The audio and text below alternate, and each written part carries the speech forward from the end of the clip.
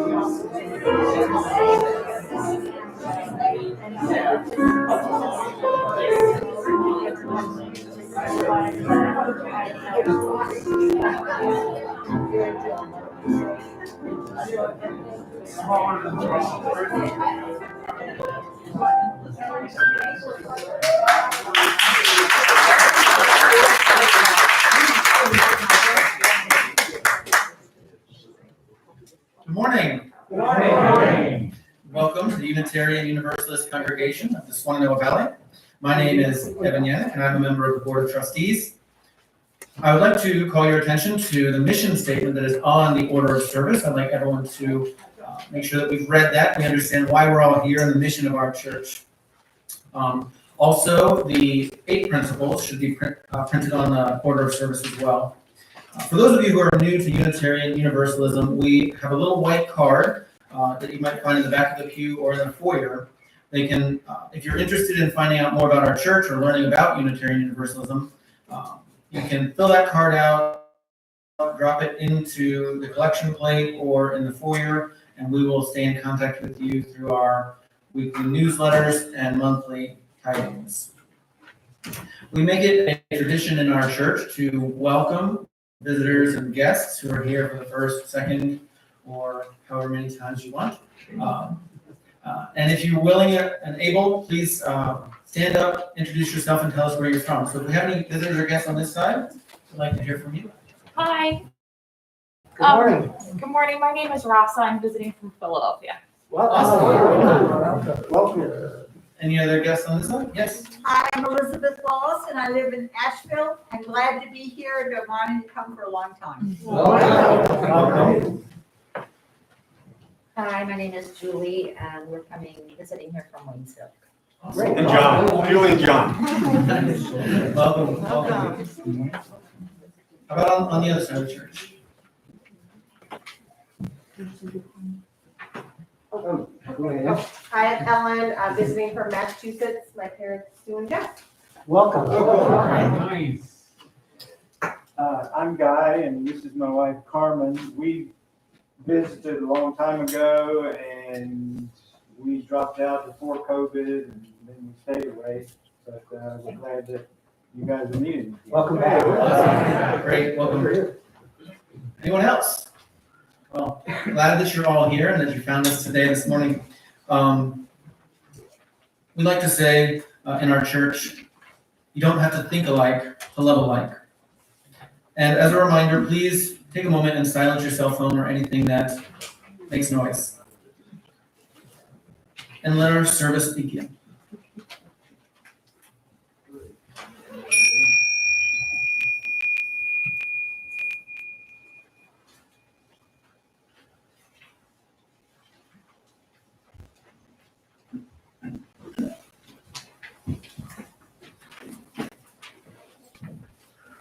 Good morning, I'm Jeff Hutchins, a longtime friend of this congregation and married to one of your best choir singers.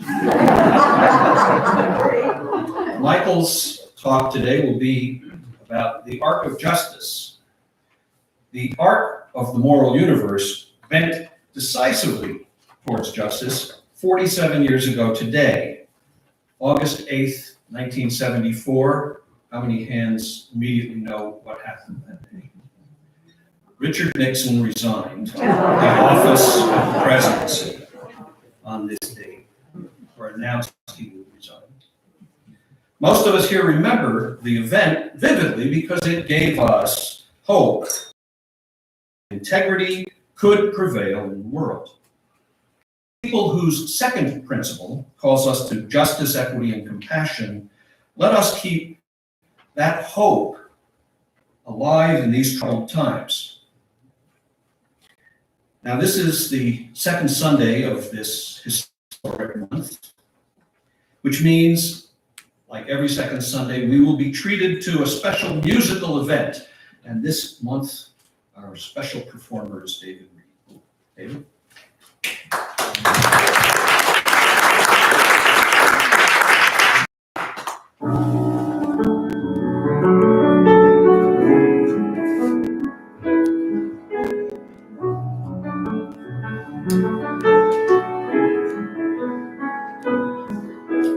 People hand in hand, have I lived to see the milk and honey land, where hate's a dream and love forever spans?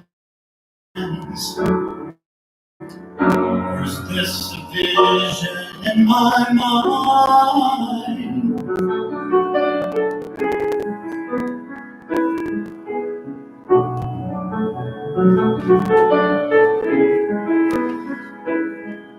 The law was never passed, but somehow all men feel they're truly free at last. Have we really gone this far through space and time? Or is this a vision in my mind?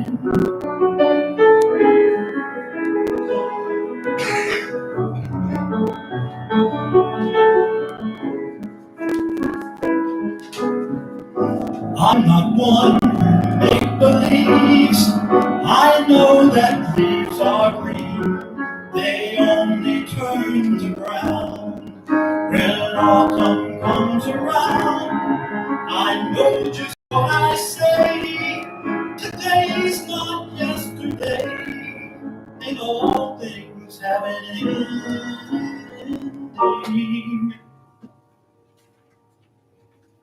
But what I'd like to know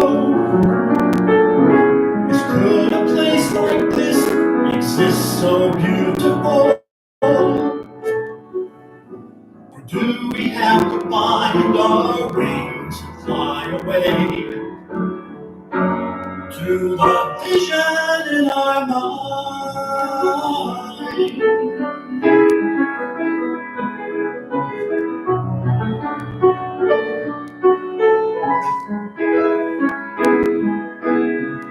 I'm not one who make believes. I know that leaves are green.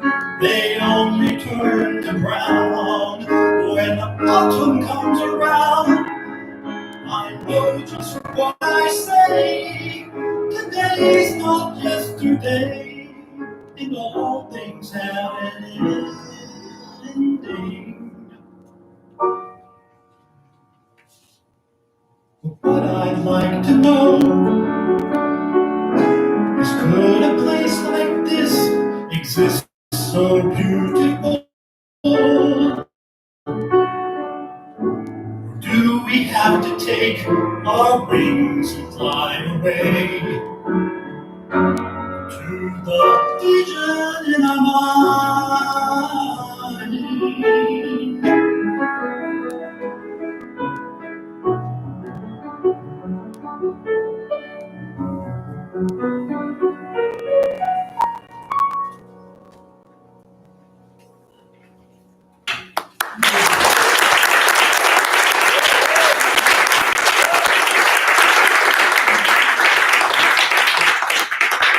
Good morning.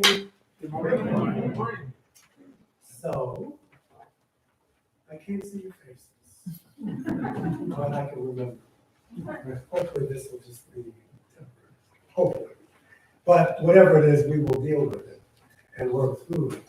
And so, if you would rise as you are willing and able, and join us in singing hymn number 121. Number 121, We'll Build a Way.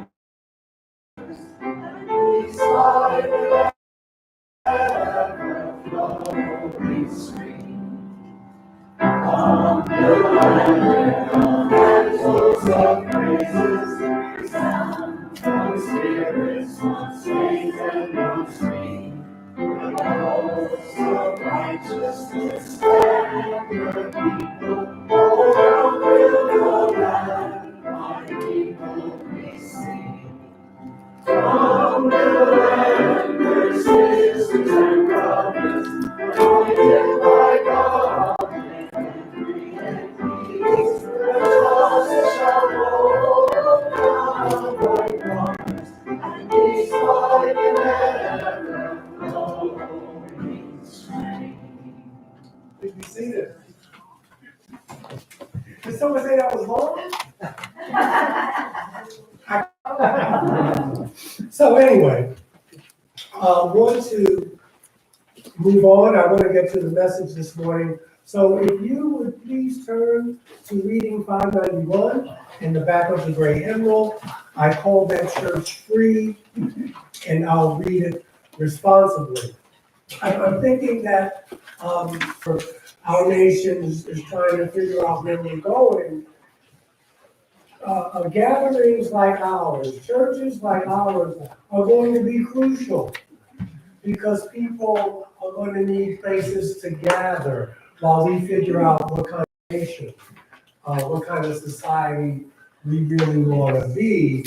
But we always want to be free, and that may mean different things to each and every one of you. But if you belong to a Unitarian Universalist church, then this will give you a clue as to what that means to us. So, I call that church free, which enters into covenant with the ultimate source of existence. That sustaining and transforming power, not made with human hands. It binds together families and generations, protecting against the idolatry of any human claim to absolute truth or authority. This covenant is the charter and responsibility and the joy of worship in the face of death as well as life. I call that church free, which brings individuals into a caring, trusting fellowship. That protects and nourishes their integrity and spiritual freedom that yearns to belong to the Church Universal. It is open to insight and conscience from every source.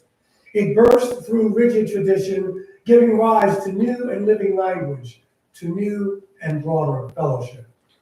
It is a pilgrim church, a servant church, on an adventure of the Spirit. The goal is the prophethood and priesthood of all believers, the one of the liberty of prophesying, the order for the ministry of healing. It aims to find unity in diversity under the promptings of the Spirit that bloweth where it listeth and maketh all things new. This is the time in the service when I invite you to come and share a joy, concern, both, a sorrow, and Diane will light a candle for you. And the floor is yours.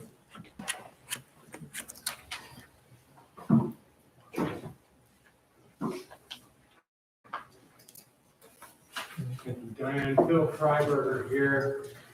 Just a quick note of gratitude to all of you for all of your kind wishes and support while I'm dealing with health issues that I'm dealing with. So it's so wonderful to be here in this place together with you. I'm just as pleased as I can possibly be to be here.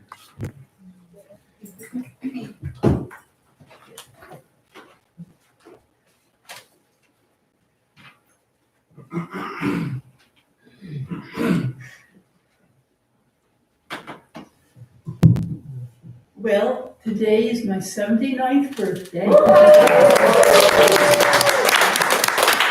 It's been 4 years since my husband and I were hit and accordioned by a semi. We lived. We actually didn't even get hurt. So every day, not to mention every year, has been such a gift. And today, Norris is with me. He was in a nursing home, but I sprung him. He's in line for the next person in a good one. But he's with me today, and I'm so happy. Happy birthday. Yeah.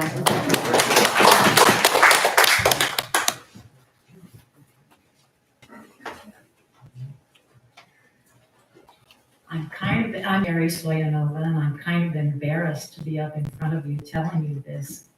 Yesterday, I totaled my car. It was my fault. I didn't see a car come whizzing over the hill. I pulled out into traffic, and there was no way to avoid a collision. But my joy is, I was not hurt. The car was hurt. I was not hurt. I have no damage, and the other person was not hurt also. So this morning I am filled with gratitude because I think about what very easily could have happened. And as long as I'm up here, I want to tell you that Ann Silman and I are going to meet in the cemetery Tuesday, that would be Wednesday morning at midnight, to watch the Pleiades, the meteor shower. And if any of you would like to join us in the cemetery, maybe this is a little macabre. If you'd like to join us in the cemetery, just come on out and watch the meteor shower. Thank you.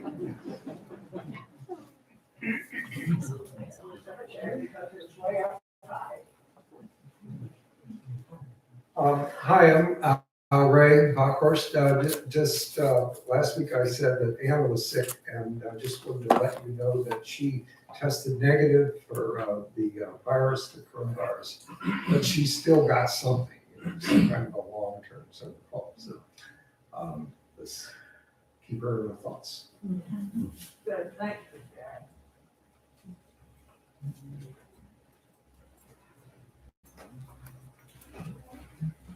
Good morning, friends. I'm Maggie Moon.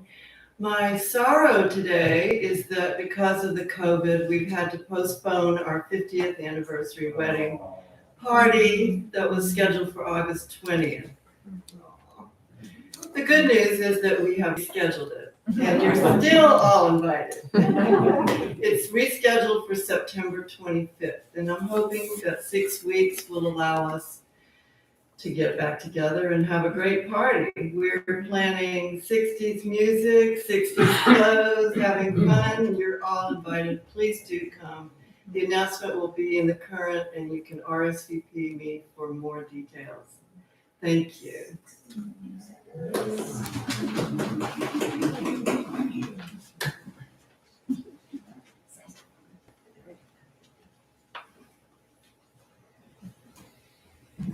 Good morning, I'm Harry Petriquin, and I asked Diane to light a candle of joy.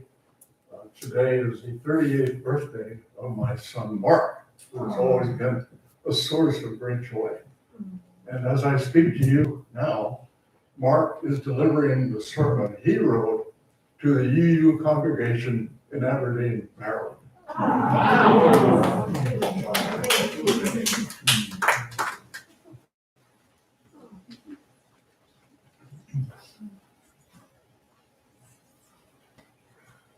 Good morning, I'm Susan Enright Hicks. Delighted to be with you, although in the art room this morning.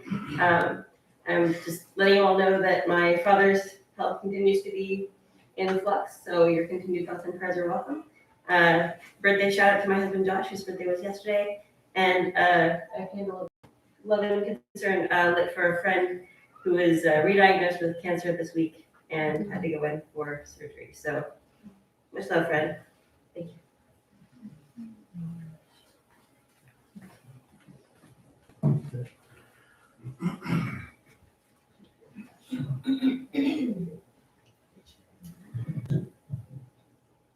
Hi, Larry Perlman. Just wanted to mention Carolyn. She, as many of you know, had breast cancer for many years, was in remission and recurred, and she just had surgery this past week, a mastectomy. And so if you could keep her in your hearts. And also she and Milt started a Caring Bridge thing. So for those of you who are familiar with Caring Bridge, if you want to follow what's going on without flooding her with phone calls and so forth, that would be the way to do it. If you're not familiar with Caring Bridge, you can just go to caringbridge.com, I think it's .com, and sign up, and then put her name in, and you'll be able to follow her progress.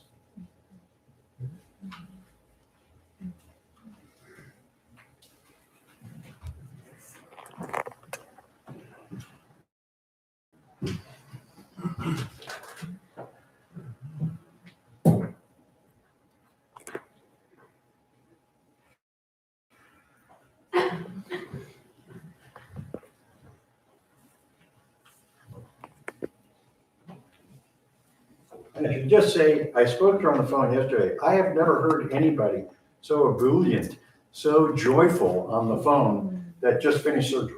She was wonderful.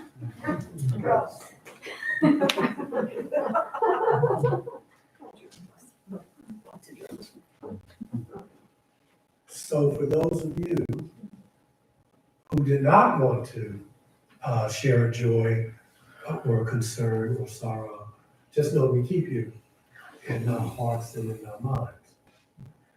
And now I'd like to share with you a meditation.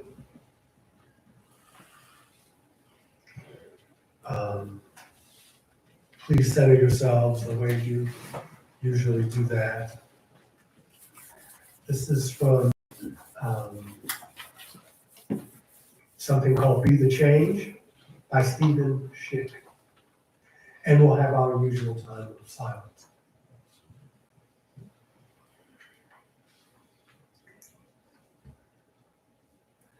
Distant return. Someday, out there, on a day like this, in a place I will never see, where the clearing winds always come after the storm, I will arrive nameless on a distant memory, carrying with me all the best that I gave back to the earth. All the hope I found scattered by others along the roads I traveled. All the courage that came unexpectedly when you took my hand and we cried for those we could not save. All the love that exposed the lies I told myself about who I was and what I was meant to do. All the faith that came to me when I saw others carrying these things into the future. And now, while our minds are one for this brief moment, I leave you all with the eloquence of silence.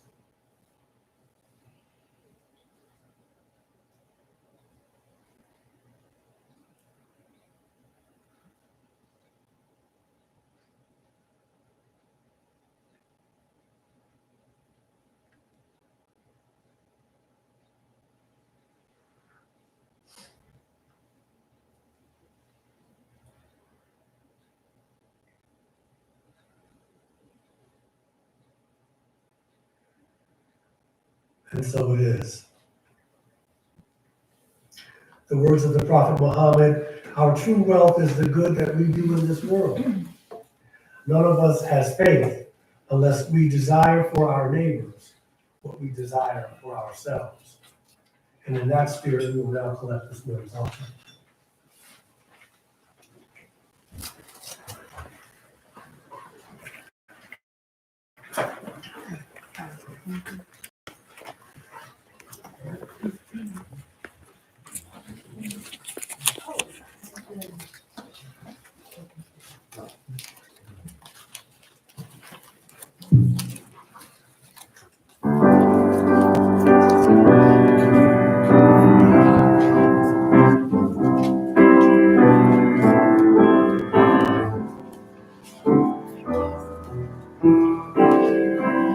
The just are seeking justice.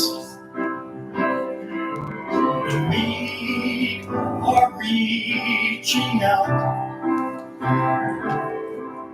for something only children can really know about. And some men cry for mercy while they deny their brother's pain. And some men laugh for reasons they can never quite explain. We are all in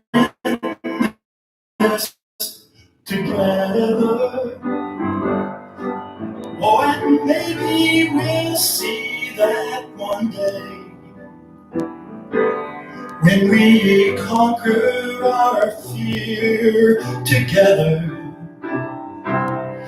when we finally find a way, and we all need forgiving for all the damage done, for the things we do not thinking, for the hurt that we've caused someone. But me, I keep on living, caught somewhere there between the reason and the meaning, the vision and the dream. We are all in this together. I know that seems easy to say, but I don't use the word forever. It's enough just to say someday, someday, someday.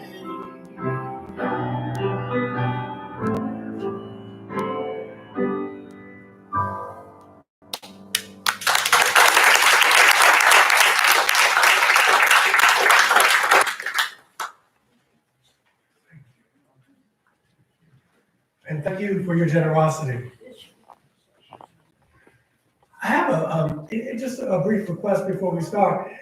I cannot find the DVDs on UU history.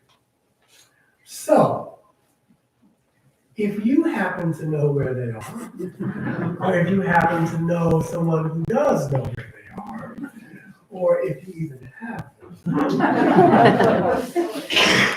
just put it on like that. I don't know where they are. I mean, and it's a 10-part series, which was really long, and we just need them back. Okay. Now, I know some of you have probably already figured out who these folks are. I know Phil knows. But I'm talking about Unitarian Christian minister Dr. Theodore Parker, and of course, Dr. Martin Luther King Jr.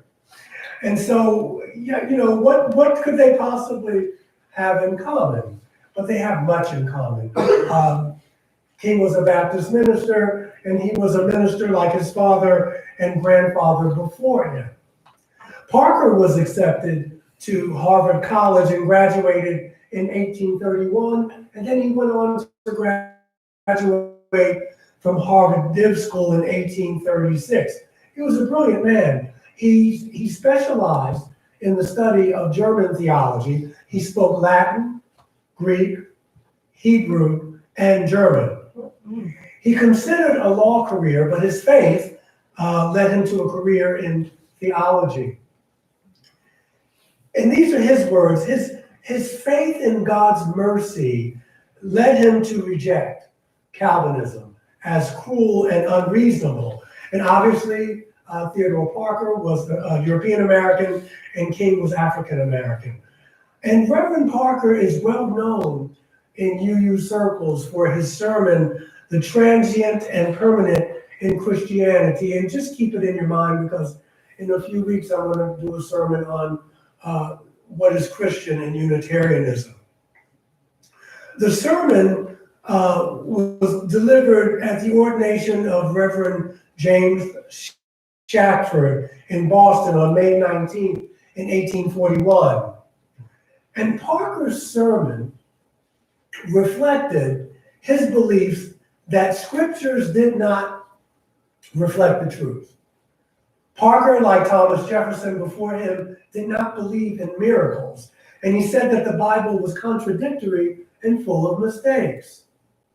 Parker felt that individual experience is where people would come to know about God, and that is where people should center their religious beliefs. So he was more about experience.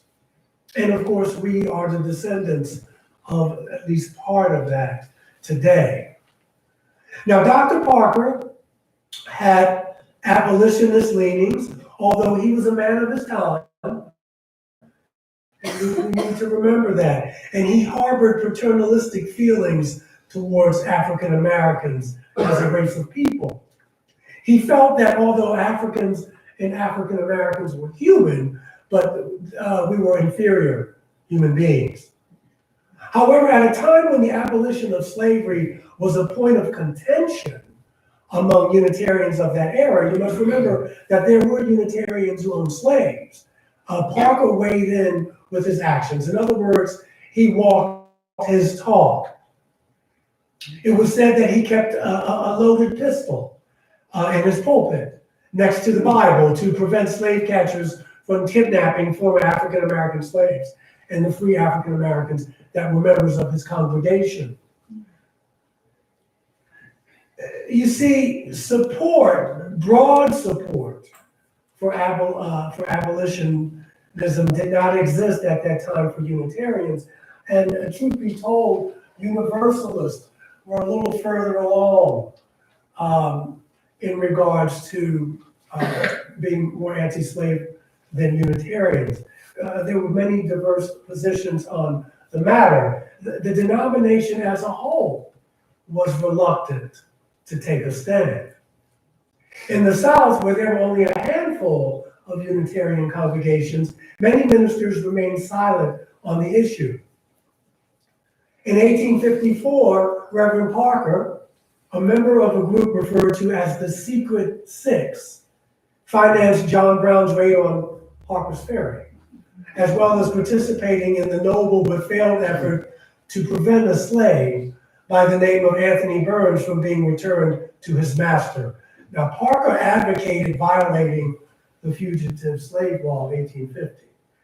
He was indicted, but he was never convicted. He worked with many fugitive slaves, many of whom, again, were in his own congregation, and he died of tuberculosis in Florence, Italy, on May 10, 1860, right before the Civil War. But Parker is also the originator of a phrase that Dr. King often used in some of his speeches, and I thought that King was the originator of the phrase myself years ago. But I want you to listen to these words of Reverend Theo Parker. Quote, he says, "I do not pretend to understand the moral universe. The arc is a very long one, and my eyes reach but in little ways. I cannot calculate the curve and complete figure by the experience of sight. I can, however, divine it by conscience. And from what I see, I am sure it bends towards justice." The abridged version of the quote, which King used, is this, that the arc of the moral universe is long, but it bends towards justice. There's another powerful image which King uses that comes to mind. He used the phrase in his letter from Birmingham jail that clouds of inferiority begin to form in her little mental sky. And the context was one in which King was attempting to rally certain white clergy whose response to his human rights movement was tepid at best. He was trying to convey the difficulty he would have in answering his 6-year-old daughter's query regarding why she couldn't go to the local amusement park called Funtown at the time. Why she couldn't go and play there. It was advertised on television, and he had to explain to her that it was because of the color of her skin. And we've come a long way. I have a 15-year-old who obviously is you've seen her, most of you, she's mixed race. And she's a biracial child. And so I can imagine just trying to explain to her, being in that situation. How do you explain that to a child?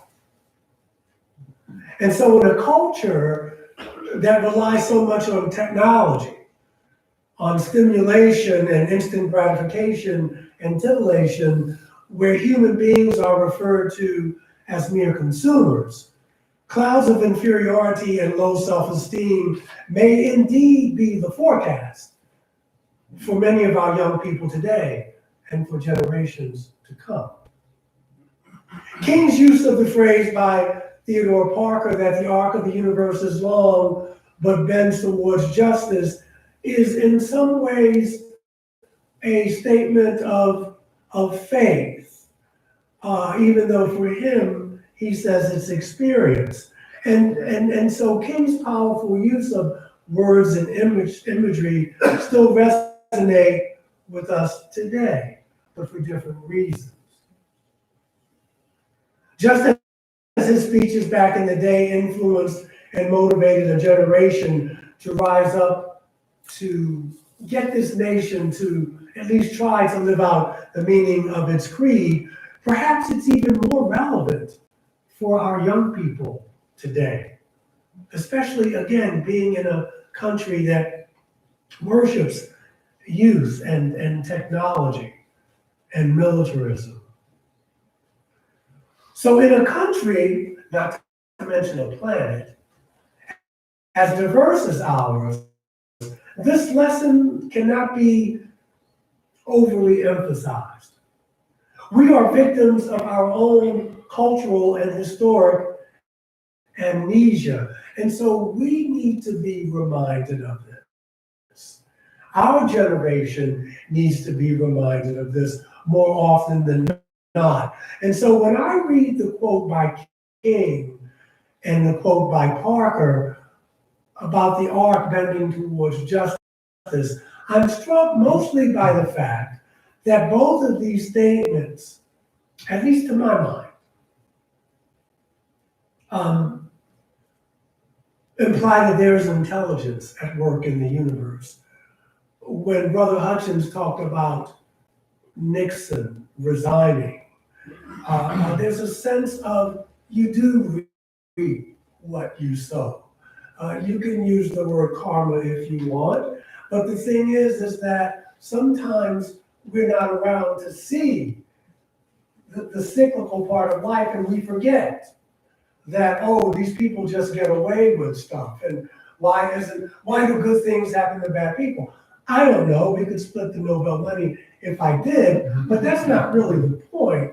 The point is that life, and it's not a personal law of the universe, but it's just the law that what you put out does come back. It may not come back as rapidly as you would like to see it, but it does happen. We're living in a country now that is still, we're reaping what we lessons to learn. You can say, okay, we need to look at some things, we made some heinous mistakes, or you can fight it. I mean, imagine being so ashamed of your history that you don't want it taught in school. Imagine that. The universe, or multiverse, call it what you will, is always in movement. It's always in flux. It's always changing and evolving. There is an interrelatedness that moves beyond our petty differences.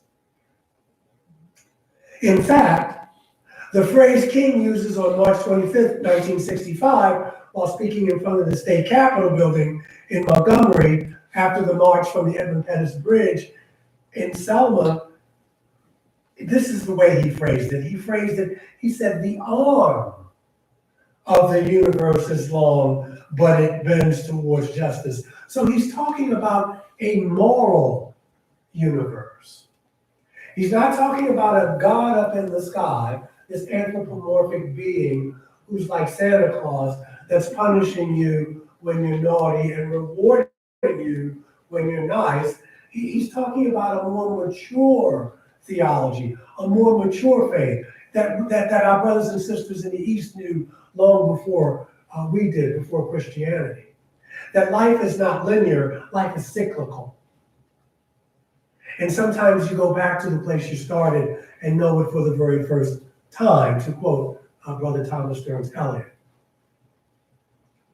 So King is reminding his listeners that no matter how frustrating the hour, no matter how difficult the moment, no matter how long it takes, justice does and will prevail. And you're going to have to remember that as we go ahead in this nation. You're going to have to remind yourself of that, because we got some days ahead, and you can see it coming. It doesn't mean that life is not worth living or that life is not good. It is good for some of us, not good for everybody, and there are many reasons for that. So you got to find that balance to enjoy your life and at the same time be involved and to extend your energies towards a more perfect union. Justice prevails, goodness triumphs over evil. That even good defeated is still more powerful than evil triumphant. That Good Friday does come before Easter, but we must stay the course. King's mentor, Dr. Thurman, and I use his quotes often, the ultimate contradictions of life are not final contradictions. They're never final. And so, in other words, there is a moral order to the cosmos, and this doesn't mean that we're going to see it together. It doesn't mean that. But it does mean that we have to work towards it. Gandhi reminds us that everything we do may seem insignificant, but we must what? We must do it anyway. We must do it anyway. That's not fair. Okay? But whoever told you life was supposed to be fair? And if we are at least open to the possibility that this may be true, because do you believe, I'm not going to ask for a show of hands, but do you believe that the moral arc of the universe does bend towards justice? Do you believe that? And you may say, I believe on Tuesdays and Fridays. That's good. That's good. But at least you got a handle on this thing. But the thing is that because if you believe it, you'll pass it on. That there is a moral order to the universe, and it forces us, or rather, it compels us. That's a better word. We don't like to be forced. It compels us to be more human. Because after we do all that we can do in any situation to foster change, don't throw your shoe, you get tired of me telling you this. We have to let go. We do what we do, and then we let it go. We send it out.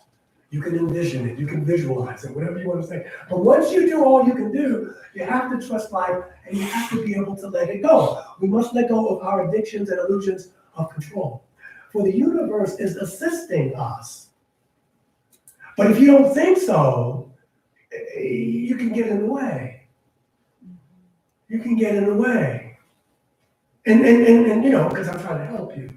I'm trying to do good. The highway to hell is paved with what? Do good and good intentions, yes. So the message is to let go or be what? Be dragged.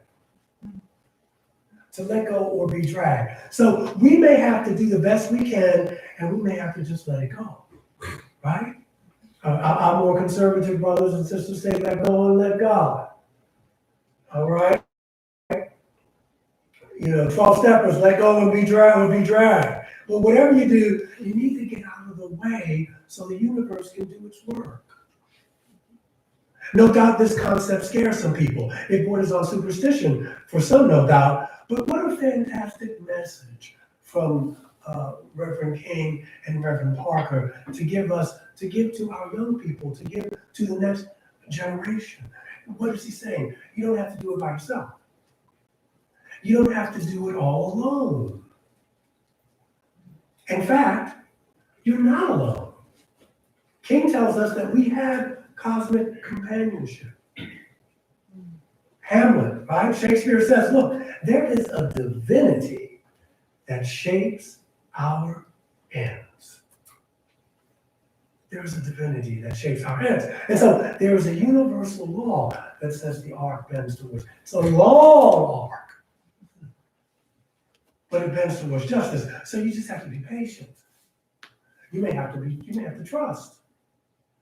You may not even live to see it happen. May not even be here. But all life is interrelated, whether we believe it or not.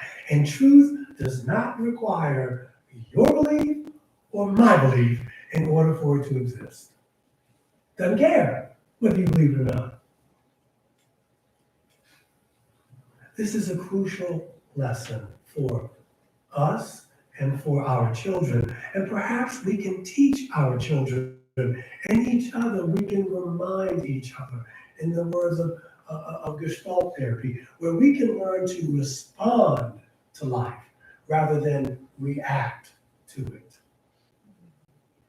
We may even be required to have a bit of faith, but maybe, wherever you are on your spiritual journey, because we're all in different places. Sometimes you take 2 steps up and 8 steps back, but maybe you go beyond faith. Maybe you can say, Michael, I don't need faith because I know it's true. I've experienced it. And even King was able to say at the end of his life, after all the speaking and marching and getting beaten and imprisoned and becoming an enemy of the state, to say the night before he died with courage and conviction, I may not get there with you, but we will get there. So my ego's not so big that I got to get there with you. I may not get there with you, but we're going to get there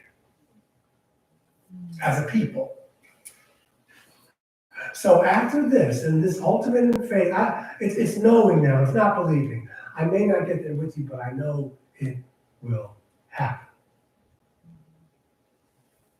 And this is what it means to surrender to something greater than yourself. For some people, it may be a God of some kind. Some people, it may be a cause or a movement or a relationship.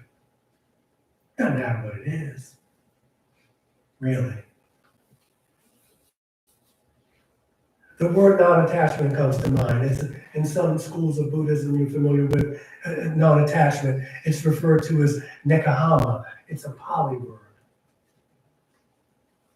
Now, all of us are not called to be King or Parker, and that's okay. But we must stress to our young people what it means to be human, what it means to be in community, what it really means to be in community, what it means to live a committed life, a life of authenticity, a life of integrity in a society like ours who's lost its way. Just to want to live this way makes you countercultural. Okay? Just wanting to live this way makes you an enemy of the state. Yeah. Yeah. 7 times down. What's the Zen saying? 7 times down, 8 times up. Because you're going to get knocked down. We must also be willing to listen to our younger generation. We must take them and their lives seriously because King and Parker and Thurman and Fannie Lou Hamer and Joan of Arc, the list goes on. They knew that to live is serious business. To live is serious business. It's not a rehearsal. It's not a joke. It may seem like it when you pick up the newspaper. Cruel joke. We forget that at times. So now, in closing, we'll bring it home now. Being reminded of this, we must be joyful because it's humanly possible. In the words of Wendell Berry, you can best serve civilization by being against what usually passes for it. Barry tells us to be joyful, even after you've considered all the facts. He reminds us to practice resurrection. Barry says that we have been given questions to which we cannot be given answers. So what? We have to learn to live in what? Mystery. We have to learn that you don't have to know all of the answers. That's what Sitting Bull and Crazy Horse knew. They called the Great Spirit Wakatonkan. What does that mean? It translates to the Great Mystery, something Custer could not wrap his mind. Or Ulysses S. Grant. Or these other brothers who just didn't get it. He says, we don't have the answers. We'll have to what? We'll have to live them out, perhaps a little at a time. And how long is this going to take? He says, I don't know. I don't know. As long as you live, perhaps. That could be a long time. He says, I will tell you a further mystery. It may take longer. It may take longer.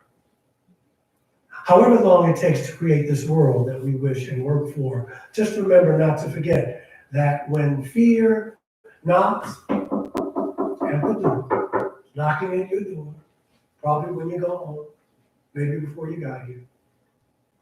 When fear knocks at the door and love answers, nobody's there. No one's there.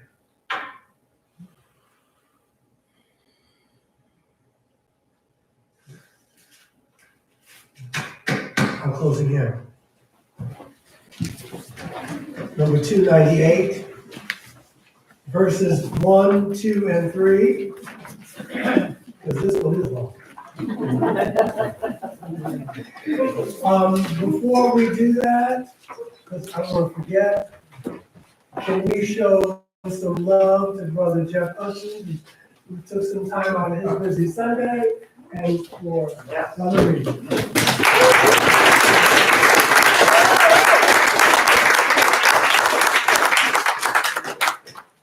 All right.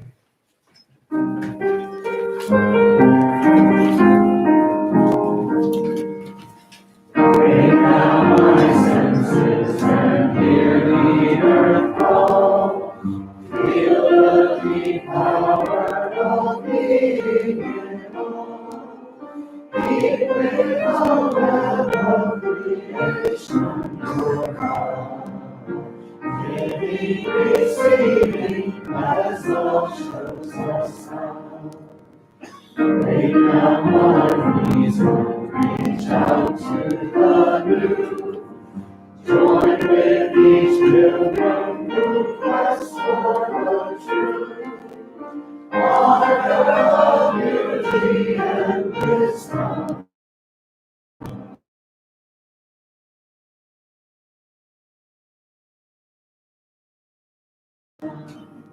Take now our passion, give me to the cry.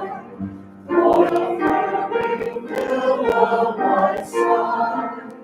Take as your neighbor, both stranger and friend. Ready and striving, their hardship to. Our closing words come from Henri Frédéric Amiel, the 19th century Swiss philosopher, who said, quote, "The only true principle for humanity is justice, and justice to the feeble is protection and kindness. So go now in peace, go now in peace. May the spirit of love surround you, and if you can be anything in life, be kind."